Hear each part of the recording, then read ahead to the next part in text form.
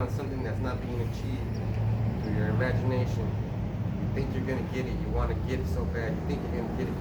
It's not based on reality. Reality is when you change your mind state and the things are based on reality. Now instead of training your body like you would be because you watch Naruto or Dragon Balls, you're training your body based on something that's more realistic and achievable.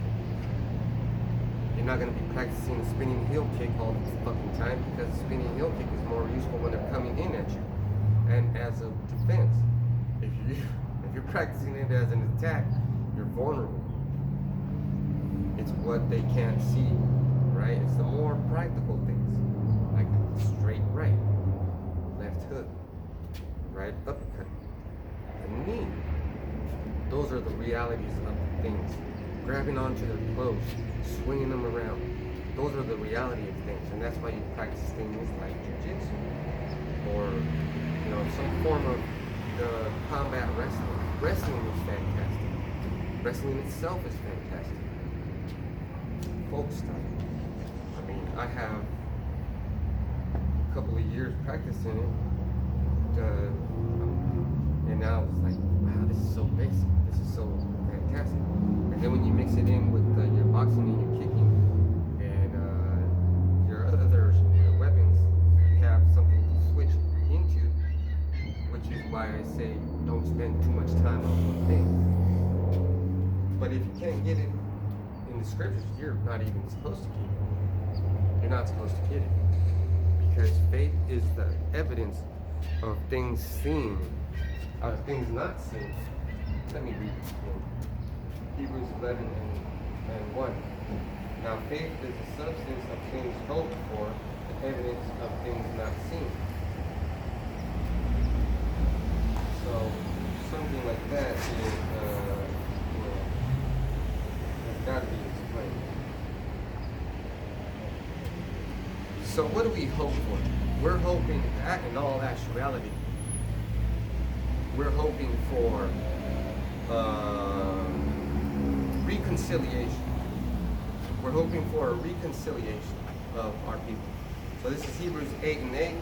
For finding fault with them, he said, behold, the days come, said the Lord, when I will make a new covenant with the house of Israel and with the house of Judah. So that old covenant is going to be reestablished in a new covenant. That's what we're hoping for. That's what the faith is. And what captivates that faith is through believing it, right? So I believe that I'm wearing the garments that I'm supposed to, and these gentlemen, these Ishikarites, they're looking at me because I'm wearing clothes that they recognize. So now, if a conversation were to be stricken, I would direct them to the scriptures. And through direction of the scriptures, we would keep the conversation holy. And as a holy conversation goes, it's based on truth, right? So we wouldn't allow things to get out of control. And another focal point would be the chart, the 12 tribes chart. So here I am, Hebrews 8 and 8. Hebrews 8 and 9. For finding fault with them, why would they find fault with us? Because we broke the law. We broke the first covenant. We broke the Old Testament. And so-called Christmas is coming up and you're celebrating Saturnalia, which is the worship of slaying someone on this day, on this very day. And that is that's a basic argument. It's not what you believe, it's what it actually represents. Okay? If a practice is being held on a certain date because of a heavenly alignment throughout the generations, it's the same old fucking thing. He said, behold, the days come, said the Lord, when I will make a new covenant with the house of Israel. And the house of Israel is you Israelites, the Ishikarites, the northern kingdom. And the house of Judah is the Negro Indian nations. And it is for you and your descendants. So if you have children, like I have children, and you marry someone that's not identifiable to your race, those children are still going to be Israelites. You could marry an Asian woman. You can marry a Russian. You can marry a European. Have children with them. They'll come out looking different colors, have different kind of eyes, and looking like different people. Verse 9, Hebrews 8 and 9. Not according to the covenant that I made with their families, with their fathers in the day when I took them by the hand to lead them out of the land of Egypt, because they continued not in my covenant, and I regarded them not, said the Lord, Al Hashem Al Shai. So that's a very special day. So now we're on the topic of being, it says right here, not, they continue not in my covenant, and I regarded them not, said the Lord. So, did he say this out of Egypt because we couldn't practice the law, and then we got out there able to practice the law, and we still went on. Okay? Verse 10, Hebrews 8 and 10. For this is the covenant that I will make with the house of Israel after those days. After what days? All these captivities, right? So right here, it's talking to Hebrews 8 and 8. So we're in the New Testament. So under this letter, we Israelites were under Roman rule. The Roman Empire was ruling us at this time. And after those days, so now we're still under Roman captivity because this is the last dragon, this is the last beast. You know, we are suffering still in captivity.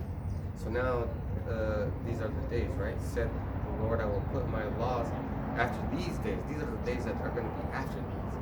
Okay?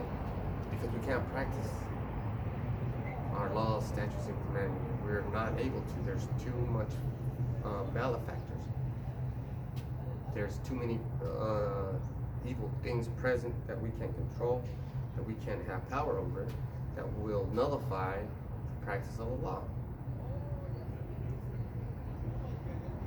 Because it said here, after those days, now we're saved, now we're in the kingdom again. I will put my laws into their mind and write them in their hearts, and I will be to them a power, and they shall be to me a people. So that's not now. It's not now. It'll be after these days. And, you know, that's a good ending topic right there. Because right now we're at the part where we still got to teach each other. So Hebrews 8 and 11, and they shall not teach every man his neighbor and every man his brother, saying, know the Lord, for all shall know me, from the least to the greatest. From the least to the greatest, all shall know me. Because right now I'm out here, and I'm, you know, hey man, you know, Lord's a black man, this is the 12th tribe of Shark, this is where you're at, this is where you're from, this is who your God is, this is your power. Okay? And, you know, I really don't have to do this. I could be nice and warm in my house with my children, playing video games, playing guitars, and safe. But we were sent out here as dragons. I'm sorry.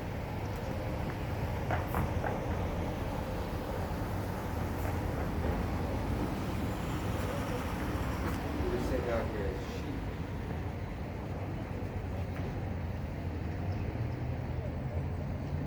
Okay, so now, well, I said,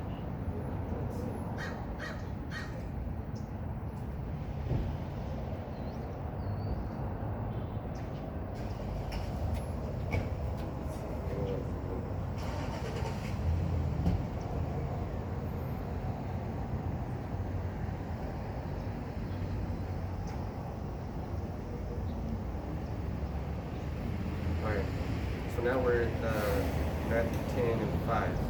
These 12 Yahushua sent forth, commanded them, saying, Go not into the way of the Gentiles, and into any city of the Samaritans, enter ye not, but go rather to the lost sheep of the house of Israel. And as ye go, preach, saying, the kingdom of heaven is at hand. There you go. And that's where we're really at. And right now it's Matthew 10 and 16. Behold, I send you forth as sheep in the midst of wolves. Be ye therefore wise as serpents and harmless as doves. Which is a dragon, right? A dragon is wise. A dragon is wise. A dragon is the highest form of wisdom. So you have to be a dragon, and a dragon is aware of all his surroundings. All of his surroundings. Not just visibly, but spiritually. Because we're a spiritual people, man. I got these beads, you can't see these pearls. I got my gold.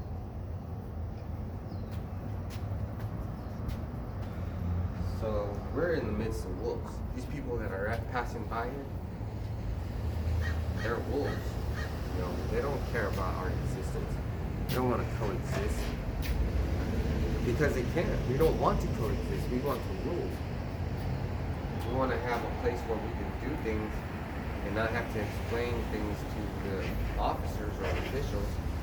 We not have to put in for a permit or get a business license.